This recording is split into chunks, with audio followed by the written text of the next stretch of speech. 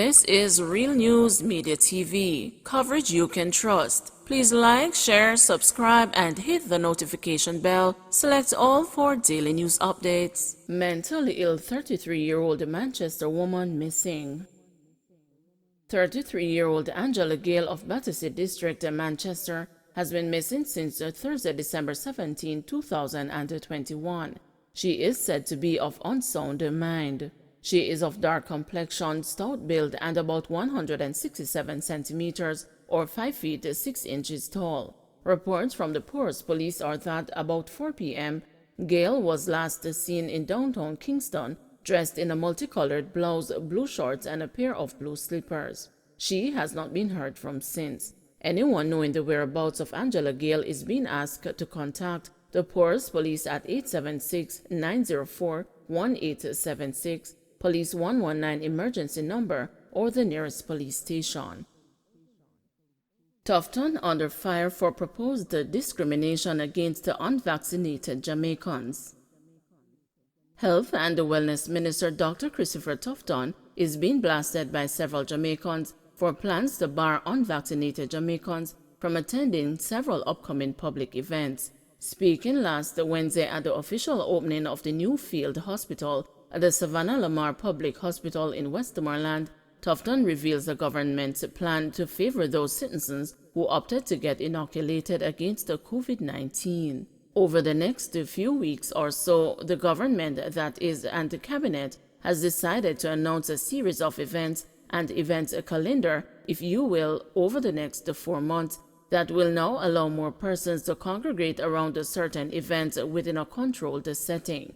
The single most significant criteria of that is that you must be vaccinated, outlined Tufton. I have been saying the time has come for us to distinguish, differentiate, and some may use the term, not a great term, discriminate, in favor of those who are vaccinated, because the truth is, if you take the time to protect yourself and others do not, then I believe you should enjoy more privileges and rights to certain activities over those who have decided not to do so, he asserted. According to Tufton, the decision is a controversial position, but it is a position that the government has endorsed. The health minister's revelations have emanated a firestorm of backlash across social media platforms, as some feel that these decisions go against the Prime Minister Andrew Holness's previous rhetoric that the country was moving into a phase of living with COVID-19. For Sandals Executive Chairman Adam Stewart, the government's plan to discriminate against the unvaccinated Jamaicans goes against the country's motto, out of many, one people. I just watched a video where the Minister of Health publicly stated he plans to discriminate against the overwhelming majority of Jamaican citizens who have made a personal choice. What happened to out of many one people? Questioned Stewart in a tweet on Sunday. Many agreed with the hotelier. Adam Stewart, you have my respect. I am in awe that they are still pushing this narrative when majority of the world is coming to the understanding that this is something we just have to live with, and the most people have already made their choice, tweeted colorful Sasha. Say it louder, Adam. Maybe they will hear you, since them clearly not listening to the Jamaican people. Jamrock_girl tweeted, the world is going back to normal while we here restricting people makes no sense. And at least one member of the political directorate has come out in support of Stewart's position, albeit on the opposition side. Hugh Graham, People's National Party Member of Parliament for the St. Catherine North Western, thanked Stewart for his reiteration that Jamaica's motto remains out of many one people. Y'all getting it so wrong, Graham said in relation to the government's impending discrimination policy against the unvaccinated citizens. The same people who you plan on discriminating is the same people who voted you in and the same people who will take you out, wrote Graham in an Instagram post on Sunday. He added, between this and the runaway crime that was triggered by the lengthy pointless lockdowns this government prescribed, what did you all think was gonna happen? Make it make sense. If you take away a man's livelihood and ability to feed his 5 picnic them, what did you think was going to happen? Questioned Graham. When is elections again? Because me ready to take out the trash, declared the first-time opposition MP. Reggae crooner Tanner Stevens also supported Stewart in his tweet, that questioned the government's push for discrimination against the Jamaicans. If Fuful was a person at Adams Stewart, the man had declared war against 80% of Jamaicans. Here want no toffee? Just run some pass and dash with the vax. Take on no commission, nobody nothing know, she wrote on Instagram. Stevens is a strong advocate against the COVID-19 vaccination. The government has been mulling several options to boost Jamaica's vaccination uptake against the citizens as the number of inoculated Jamaicans continue to linger well below the 65% target to achieve herd immunity. Approximately 23% of Jamaicans are fully vaccinated since the rollout of the vaccination program last March. 17-year-old Kashia Watt missing. And another alert has been activated for 17-year-old Kashia Watt, student of First Street, Bellrock, Kingston, who has been missing since Saturday, February 5. She is of dark complexion, medium build, and about 130 centimeters, or 4 feet 3 inches tall.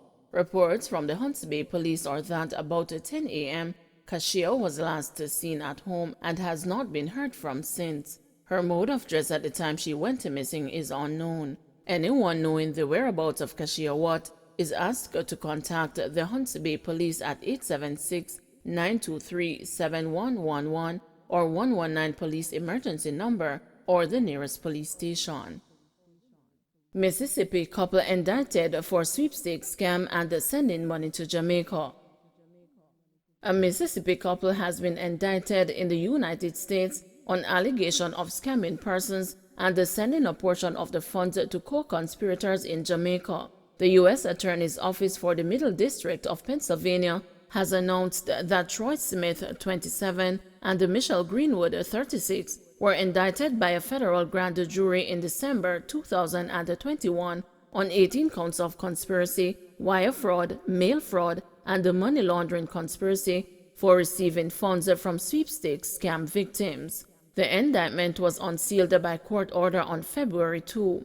According to the United States Attorney John C. Gorganos, the indictment alleges that between August 2016 and June 2018, the defendant and other unindicted co-conspirators received the consumer fraud-induced MoneyGram, Western Union, and RNM money transfers, bank wires and deposits, checks and cash from victims across the U.S., totaling more than $300,000.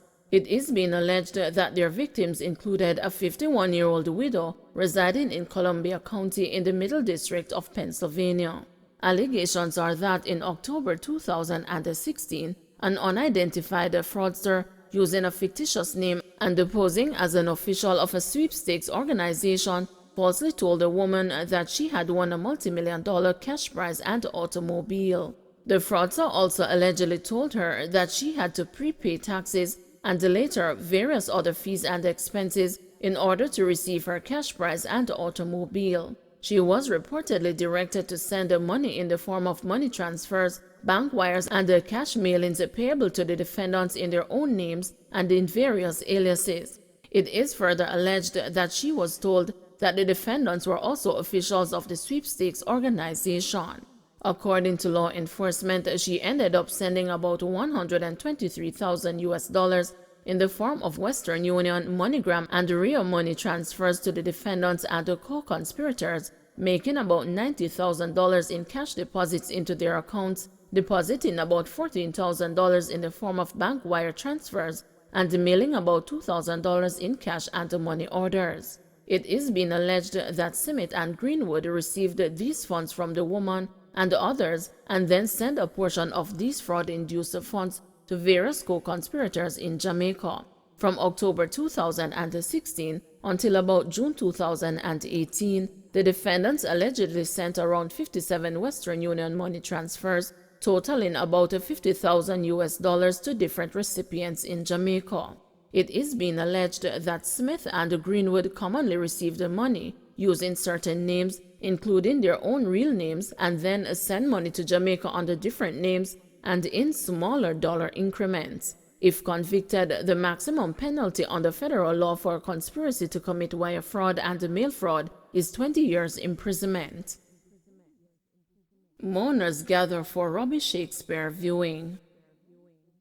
Mourners gathered at the National Indoor Sports Center on Sunday to pay their respect to late reggae bass guitar player Robbie Shakespeare at a public viewing of his body. The body of the late reggae icon arrived just before midday at the venue in a Paris funeral home limousine and a chariot and was available for viewing up to 3 p.m. Sunday. Shakespeare, who was half of the rhythm duo Sly and Robbie, died Wednesday, December 8, 2021 at the Miami Hospital in Florida at the age of 68. Guillaume Bogard, a close friend and a frequent collaborator, said the cause was complications of kidney and liver transplants. Starting in the mid-1970s, Shakespeare and the drummer Sly Dunbar were among the most prolific musicians in the business, reggae or otherwise. According to the New York Times, Shakespeare once estimated that they had taken part in 200 recordings, either their own or as backup musicians or producers for other artists.